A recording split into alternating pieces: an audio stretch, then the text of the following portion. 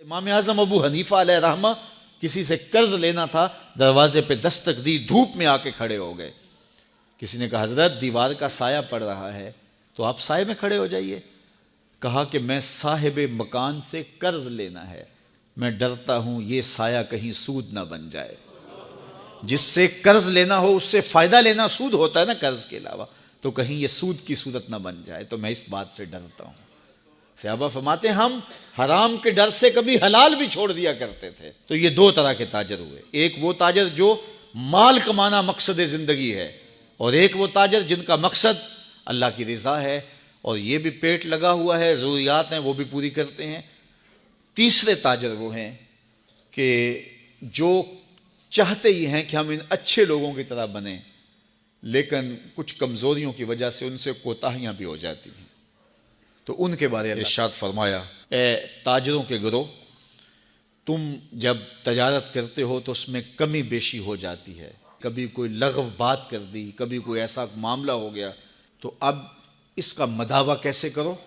تو فرمایا فشوبوہ بالصدقہ، تم صدقہ دیا کرو، تمہارے اس امر کا یہ مداوع بن جائے گا۔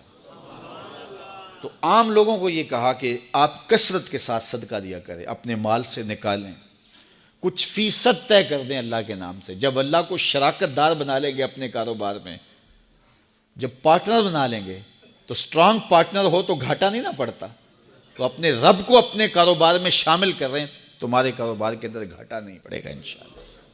ہمارے اس مرکز میں 2 3 4 لوگ ہیں ایسے کہ اللہ تعالیٰ نے ان کو یہ توفیق دی، تو وہ کہتے ہیں کہ ہم اتنے فیصد مرکز میں پیش کریں گے، تو مجھے آج تک انہوں نے شکایت نہیں کی ہے کہ جناب کوئی مسئلہ ہے، وہ یہی کہتے ہیں کہ سنبھالا ہی نہیں جا رہا۔ یہ اللہ کا وعدہ ہے، اللہ کے وعدے سچے ہوتے ہیں، تو اس کو شامل کر لیں۔ فرمایا کثرت کے ساتھ پھر صدقہ کرو۔ ہمارے ماضی میں ایسے کتنے اسلاف کی کہانیاں موجود ہیں، اگر ان سے کوئی معاملہ ہوا تو بعض کا انہوں نے سارے کا سارا مال صدقہ کر دیا، پھر زیرو سے شروع ہوئے، اللہ نے پھر برکت ڈال دی۔ بعضوں نے آدھا مال صدقہ کر دیا۔ تو اللہ کی راہ میں جب صدقہ کرو گے تو پھر برکت ہوگی، رحمتوں کا نزول ہوگا۔ کاروبار کے اندر کبھی کھو نہ جائیں کہ اپنے رب کو بھول جائیں۔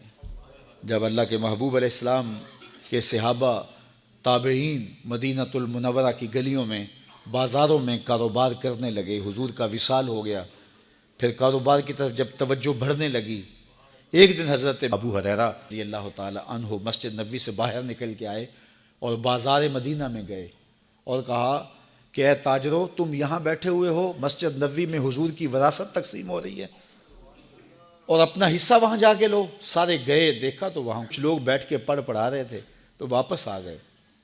کہا ابو ہریرہ تم نے کیا ہمیں بتایا تھا؟ ہم وہاں گئے ہیں، وہاں تو کچھ بھی نہیں تھا۔ کہا تم نے وہاں کچھ دیکھا نہیں؟ کہا کچھ لوگ پڑھ رہے تھے، کچھ پڑھا رہے تھے۔ کہا تم کاروبار میں پھنس گئے ہو، یہ رسول اللہ کی وراثت علم ہی تو ہے، کچھ وقت نکالا کرو علم سیکھنے کے لیے۔ میں کہتا ہوں یہ 8 دن کے بعد جو جمعۃ المبارک کا موقع آپ کو ملتا ہے، اس کو اہتمام سے پڑھا کرو۔ ہمیں حکم دیا گیا بازار میں دیر سے جاؤ جلدی واپس آؤ، مسجد میں جلدی جاؤ دیر سے واپس آؤ۔ یہاں جتنی جلدی آؤ گے اتنی برکتیں ہوں گی۔ یہاں بیٹھنا بھی عبادت ہے، سانس لینا بھی عبادت ہے۔ تو کم از کم جمعے کا یہ جو اجتماع ہوتا ہے، جمعے کے مواقع ہوتے ہیں، آپ جہاں بھی پڑھتے ہیں یہاں آنا چاہیں تو یہ تو ایک تربیتی نشست ہوتی ہے کسی نہ کسی موضوع پہ، اور بر وقت آئیں، سنیں، بیٹھیں تو سیکھنے کو بہت کچھ ملے گا۔ تو یہ برکتیں ہیں، تو کچھ وقت ضرور نکالا کرو، کچھ لمحے نکالا کرو۔ اللہ جل شانہ ہم سب کو رزق حلال، رزق وسیع، رزق فراواں، رزق مبارک، رزق سہل عطا فرمائے۔ حرام کے ایک لقمے سے بھی اللہ ہمیں محفوظ فرمائے، ہماری نسلوں کو بھی اللہ حرام کے لقموں سے محفوظ فرمائے۔ اللہ ہمیں جو عطا کرے اپنے کرم سے اس پہ قناعت نصیب فرمائے، چونکہ قناعت اگر نہیں ہے تو جتنا بھی مل جائے کبھی پیٹ نہیں بھرتا۔ اور حضرت شیخ سعدی بولے پیٹ تو بھاری جاتا ہے، آنکھ ہی نہیں بھرتی۔ یہ بھرتی نہیں، اس کو 2 چیزیں بھریں گی، یا صبر کا پانی یا قبر کی مٹی۔ تو یہ سب کچھ یہاں رہ جانے والا ہے۔ اللہ نے جو دیا ہے اللہ آپ کو اور زیادہ دے۔ کاروبار کرو، محنت کرو، لیکن اپنے لیے وقت نکالو، اپنے امور علم کے لیے وقت نکالو، اپنے بچوں کے لیے وقت نکالو۔ ہمارا مقصد زندگی کمانا نہیں ہے، یہ ہمارا ایک ذیلی مقصد ہے، ذیلی مقصد۔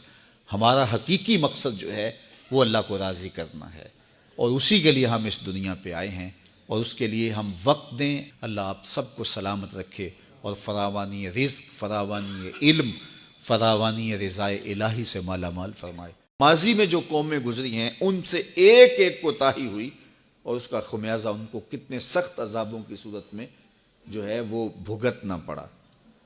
اس امت پر حضور کے صدقے سے عذاب استیصال نہیں آئے گا۔ عذاب استیصال وہ ہوتا ہے جو قوموں کو برباد کر کے رکھ دے، قوموں کے وجود کو ختم کر دے، جس طرح شہر مدین پر آیا، قوم عاد پر آیا، قوم سمود پر آیا، اصحاب رس پہ آیا، جن لوگوں پہ عذاب آئے، پچھلی امتوں پہ عذاب آئے، کئیوں کو الٹ دیا گیا، کئیوں کی شکلیں بدل دی گئی، کئیوں کو زمین میں دھنسا دیا گیا، کتنے سخت سخت عذاب آئے، لیکن اس امت پر عذاب استیصال نہیں آئے گا، لیکن چھوٹے چھوٹے جھٹکے عذاب کے انہیں پہنچتے رہیں گے۔ کبھی بے موسمی بارشیں ہوں گی، کبھی موسم پہ بارشیں نہیں ہوں گی۔ یہ عذاب کی صورت ہے، اللہ کی ناراضگی کی صورت ہے، بلکہ تشتت، افتراق اور لوگوں کا قلبی بودھ، یہ بھی اللہ کی ناراضگی کی صورت ہے۔ گھر کے افراد ہی ایک دوسرے سے گھر میں الجھے ہوئے رہ رہے ہوں گے، گھر کے اندر لڑائی ہوگی، خاندانوں میں الجھاؤ ہوں گے، قبیلوں میں الجھاؤ ہوں گے، شہروں، بستیوں، گلیوں میں لوگ ایک دوسرے سے الجھ رہے ہوں گے، قتل اور حرج عام کر دیا جائے گا، جس طرح کہ حدیث میں آتا ہے، اور وہ دیکھیے ہمارے سامنے موجود ہے۔ اللہ تعالیٰ نے قرآن مجید میں ایک مقام پہ فرمایا وہ اس بات پہ قادر ہے کہ تمہارے اوپر سے اور تمہارے نیچے سے عذاب بھیجے۔ عمومی طور پہ مفسرین نے کہا کہ اوپر کا عذاب یہ ہے کہ آسمان سے پتھر برسیں، نیچے کا عذاب یہ ہے کہ زلزلے آئیں، لیکن حضرت عبداللہ ابن عباس فرماتے ہیں کہ اوپر کا عذاب یہ ہے تمہارے حکمران نااہل ہوں، اور نیچے کا عذاب یہ ہے تمہاری اولاد نافرمان ہوں۔ یہ اوپر نیچے کا عذاب ہے۔ اولاد نافرمان ہو تو بندے کے پلے بچتا کیا ہے، بندے کے پلے رہتا کیا ہے؟ ساری زندگی کمائی لٹ گئی نا۔ جن کو کمائی کر کر کے منہ میں نوالے دیتے رہے وہ آگے کھڑے ہو جائیں تو پھر کیا پلے رہتا ہے بندے کے؟ اور اسی طرح حکمران نااہل ہوں، تمہارا کلچر تباہ، تمہاری تہذیب تباہ، تمہارا تمدن برباد، تمہاری دولت لٹ گئی۔ آپ دیکھیے کچرے کے ڈھیر ہیں، پورا ملک بنا ہوا۔ یہ اوپر نیچے کا عذاب ہے، یہ اللہ کی ناراضگی ہے۔ تمہیں تشتت اور افتراق میں مبتلا کر دیا جائے گا۔ اب ایک امت 72-73 گروہوں میں بٹ گئی، یہ اللہ کی ناراضگی ہے۔ تم لابیوں میں، فرقوں میں، گروہوں میں تقسیم ہو گئے، ایک دوسرے کا گریبان نوچ رہے ہو۔ یہ شریکہ برادری تو اللہ کی رحمت تھی، لیکن یہ زحمت بن گئی۔ شریک شرکت سے تھا، دکھ اور درد میں شریک، شریک کا یہ معنی تھا۔ فقہا نے لکھا ہے اگر کسی سے قتل خطا ہو جائے، قتل خطا کیا ہے کہ تیر مارا اس نے جانور کا شکار کرنے کے لیے، لیکن ہوا کے رخ پر تیر کا رخ بدل گیا اور تھوڑا سا وہ جا کے کسی انسان کو جا لگا اور وہ مر گیا، تو یہ قتل عمد نہیں ہوگا، یہ قتل خطا ہوگا۔ اس طرح یہ گاڑی ٹکرا گئی تو یہ بھی قتل عمد نہیں ہوتا ہے، یہ بھی قتل خطا ہوتا ہے۔ تو اس کا قصاص نہیں ہے، اس کی دیت ہے۔ غریب آدمی اگر اس سے قتل خطا ہو گیا تو پھر وہ کس طرح دیت ادا کرے گا؟ تو فقہا نے لکھا کہ اس کی شریکہ برادری اس کی مدد کرے گی، کیونکہ شریک جو ہیں اس کے، تو اب دکھ بنا ہے اس کے اوپر، مصیبت میں پھنس گیا ہے تو اب شرکت کرے نا۔ تو یہ شریکہ برادری ہے۔ شریکہ برادری رحمت تھی، اوکھے ویلے کام آنے والی تھی، لیکن یہ اللہ کا ایسا عذاب بن گیا کہ بیٹی کی شادی ہے اور شریکہ برادری طاق میں بیٹھی ہوئی ہے کہ کھانا کم پڑے اور ہم تماشا بنائیں، وہ اس طاق میں بیٹھی ہوئی ہے۔ تو یہ شریک تو رحمت تھے، یہ رحمت بن گئے۔ یہ کیوں ہوا ایسا؟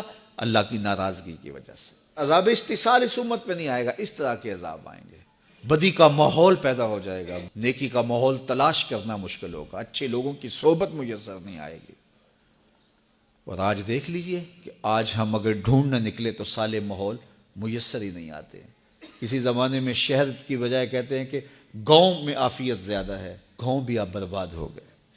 کسی زمانے میں ایک شخص کی بیٹی پورے گاؤں کی بیٹی ہوتی تھی، اب جس کی بیٹی ہے اسی کی بیٹی ہے۔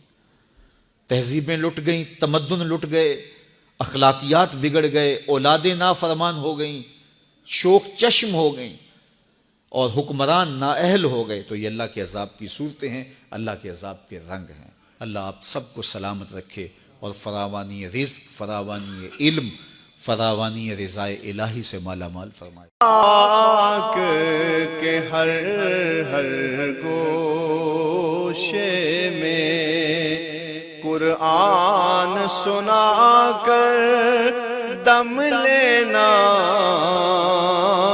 اب رکنا نہیں، اب تھمنا نہیں، فردوس میں جا کر دم لینا، آفاق کے ہر گوشے میں قرآن سنا کر دم لینا، اب رکنا نہیں، اب تھمنا نہیں۔